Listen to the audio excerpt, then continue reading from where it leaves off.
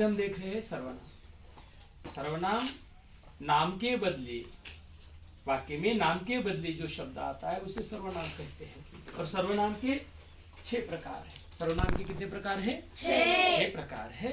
पहला प्रकार हम सर्वनाम का देख रहे हैं, पुरुषवाचक सर्वनाम। पुरुषवाचक सर्वनाम की परिभाषा भी देखना जरूरी है। पुरुषवाचक सर्वनाम की परिभाषा में वक्ता, श्रोता या अन्य पुरुष के नाम के बदले जिस शब्द का प्रयोग होता है, वक्ता, श्रोता या अन्य पुरुष के नाम के बदले जिस शब्द का प्रयोग होता है उसे पुरुषवाचक सर्वनाम कहते हैं। इसे कौन सा सर्वनाम कहते हैं? पुरुषवाचक सर्वनाम। यहाँ पर हमने कुछ उदाहरण भी लिए हैं। देखो यहाँ पर मैं निश्चित हो गया। दूसरा उदाहरण आप तो जानते हैं, आप, मैं, हम हिंदी में बात करते हैं। मैं, आप, हम, ये तीनों ही शब्द नाम के बदले आए हैं, इसीलिए यह सब पुरुषवाचक सर्वनाम के उदाहरण हैं।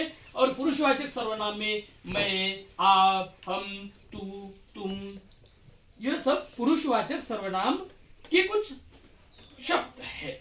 यहाँ पर उदाहरण भी हमने लिखते समय ये देखना बेहद जरूरी है कि प्रश्न यह भी आता है कि निम्नलिखित वाक्यों में अये सर्वनाम पहचान कर उसके भेद लिखिए। निम्नलिखित वाक्यों में अये सर्वनाम पहचान कर उसके क्या लिखिए? भेद लिखिए। इसके अलावा ऐसा भी प्रश्न आता है शब्द भेद के लिए कि निम्नलिखित वाक्यों में अधोरेखांकित शब्द का शब्द भेद लिखिए। हमने यहाँ पर ऐसे कुछ उदाहरण केवल हमने पहचानने के लिए, मैं सोच में पड़ गई। मैं पुरुषवाचक सर्वनाम, तुम अपने पास रखो, तुम भी पुरुषवाचक सर्वनाम का ही उदाहरण। मुझे कुछ काम है, मुझे पुरुषवाचक सर्वनाम। इस प्रकार जो भी नाम के बदले, पुरुषवाचक में समझने के लिए इतना आसान है कि नाम के बदले जो शब्द आता है वो पुरुषवाचक सर्वनाम है। ठीक है।